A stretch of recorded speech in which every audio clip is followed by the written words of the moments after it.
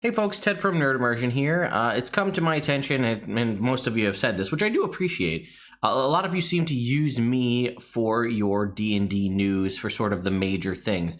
And I do my best to try to stay on top of breaking things as they happen, but around the holidays and just burnout and stuff, I sometimes I miss out on things by a couple of days. But that being said, a couple weeks, maybe months ago at this point, honestly, I'm not even sure, I did a video, and a lot of you are probably aware of this kind of schism between the creators of Dragonlance and Wizards of the Coast. So, long story short, there was a contract has been infringed upon. The Dragonlance creators said, you have X amount of time, and I think legally Wizards of the Coast has X amount of time to respond to their lawsuit. And it's like 14 days, 21 days, whatever it is. And then, legal proceedings can go forward, and, they're being basically sued for breach of contract. So we hadn't heard anything for a while, and I was trying to keep pretty close eye on it. We hadn't heard a response from Wizards of the Coast saying, like, yes, we're going to take you to legal action, and we're going to explain X, Y, Z, why we can't, or why we should do this, or whatever the case may be. We didn't hear anything. Well, I saw something floating around, and I wasn't sure, like, the document could have been fabricated, but Margaret Weiss, who is one of the two creators of Dragonlance, tweeted out on December 19th, so that's 2 days ago at this point, or 3 days ago, I guess 2 days ago at this point, and I'll show you right here. It says, I know some of you had seen that our lawsuit against Wizards of the Coast was dismissed. I can't say anything yet, but watch for exciting news in the weeks to come. And thank you so much for your support. So what does that mean? I don't know. I was able to pull this up. I found this kicking around on the internet. This is sort of, I guess, the sort of response or notice of dismissal without prejudice, I guess is what it technically says. So it says, pursuant to some rule of the Federal Rules of Civil Procedure, Plaintiff Margaret Weiss, LLC, and Tracy Hickman hereby gives notice that the above captioned action is voluntarily dismissed as to Wizards of the Coast, LLC, without prejudice. Defendant Wizards of the Coast has not filed an answer or motion of summary judgment. No proceedings or discovery have been undertaken as to these claims, and this action is not subject to any federal statute which would preclude the dismissal of this action under rule blah, blah, blah. So, again, not a lawyer. Can't pretend to make full sense of this legalese that's here. But this is basically saying, from what I can gather, that Wizards of the Coast had whatever their allotted time frame is to respond. They chose not to respond. And then it seems like they can move forward. And I don't remember exactly if the original document said something along the lines of, like, if we don't hear an answer, you thereby turn over rights of Dragonlance to us. I don't know if it's that, like, what it's like for that. But, they voluntarily dismissed, I guess, by not filing an answer to the motion. So, and then, there's obviously a lot of people freaking out in the chat, as you can see as we scroll down. So, as I scroll down, it's hard to say. Did they dismiss it? Did Margaret Weiss and Tracy Hickman dismiss it? Hereby gives notice that the above captioned action is voluntarily dismissed as to Wizards of the Coast, LLC, without prejudice. So,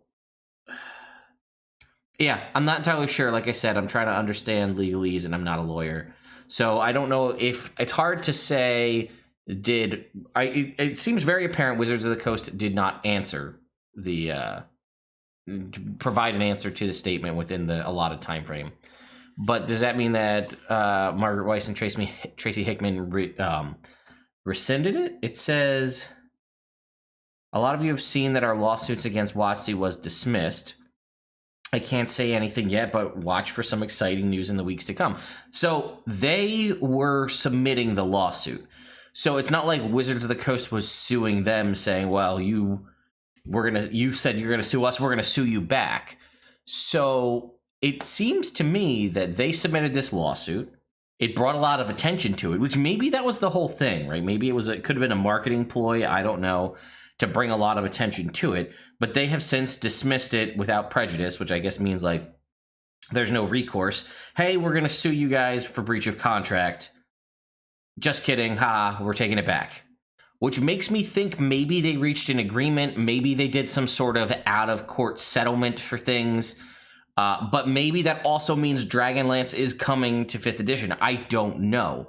It seems like there was a lot of work done to rewrite things from the original video that we kind of discussed, where they were making rewrites and adjustments to fall in line with what Wizards of the Coast had asked them to do.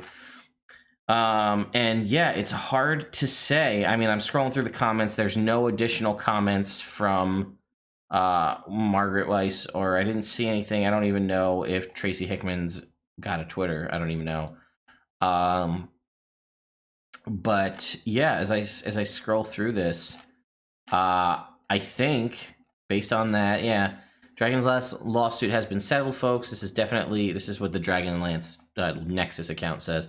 This is definitely good news and probably leads to the name drop of 5e Draconians by Joe Manganiello earlier this week. I might have missed that, so that's something. Yeah, and then it's just a posting of the dismissal of the lawsuit. So it says, so the Dragonlance Nexus again continues. Most likely something good, as Tracy and Margaret were suing to get the trilogy published, and they've settled out of court. Also, it's probably not a coincidence that a certain movie star is also talking about official D&D 5e stats for Dragonlance Draconians. So that must be Joe Manganiello. So it sounds like to me, again, I'm not a Dragonlance, like I know of Dragonlance. I watched the really bad animated movie, but I didn't grow up reading Dragonlance novels, so I don't have the connection that a lot of other folks do have. Right, wrong, or indifferent, I just don't. But yeah, it seems like a settlement was reached in some capacity, and as such, we might be getting official 5e Dragonlance content. Again, did the lawsuit need to happen to pressure Wizards of the Coast to do something? Could this have all been an elaborate, probably not a marketing ploy, I'm going to guess, because there's legal documents and probably legal fees associated with this, but maybe the attention that it got on the internet because of this was enough to force a settlement, and maybe that was, you know, the Dragonlance creators' whole thing. Well, let's put it out there. Let's show that we're doing this, and then maybe that'll pressure Wizards of the Coast to answer it. I don't know. I don't know where this is coming from. I don't know if they received a large sum of money out of court to just let it go. I don't know, right? We don't know at this point. All we know is that it was dismissed, and it seems like this means a good news for Wizards of the Coast and the creators of Dragonlance, and more importantly, it means a good thing for Dragonlance fans and Dungeons & Dragons fans in general, because it does seem like we may be getting an official setting, which it sounds like it was probably set to release maybe the setting in 2021 anyway. Maybe Wizards of the Coast slate was a little light for 2021.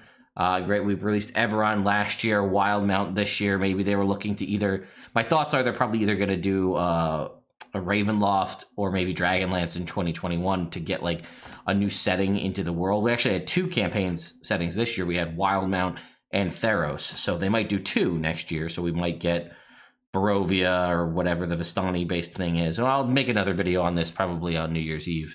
And then maybe a Dragonlance book. I don't know. Exciting things. Sorry, this was kind of a scatterbrained random video here, but I'm trying to piece things together. There's not a lot of news, but there's obviously a lot of speculation. But yeah, seems like things are, I'm not going to say the relationship is patched up and everything's all hunky-dory between Wizards of the Coast and the Dragonlance creators. Because I got to imagine, and I could be wrong, right? But I have to imagine once legal proceedings are undergone, like, it's like, we're buddies now. I don't feel like it's like that. Like, if I sue you for something, and then through one means or another we talk it out, and then I rescind my lawsuit, I don't know if we go back to being exactly the way we were before and we're now still like great friends. Because I feel like in the back of your mind you're always going to be like, this guy tried to sue me, so he's clearly not, he's willing to do that, so maybe he's not like my super best friend. I don't know, maybe I'm wrong. Maybe it's, if you're treating it purely business to business, then it's probably not a big deal, right? If it's a business relationship and a business relationship, businesses get into legal proceedings. The legal proceedings have been resolved, and now we move on. But if this was more of like a handshake friendship kind of a thing, that's probably been soured. I don't know. Let me know your thoughts in the comments down below, and I will talk to you all soon with more Tasha's Cauldron of Everything content till we finish that and then move back to regular content.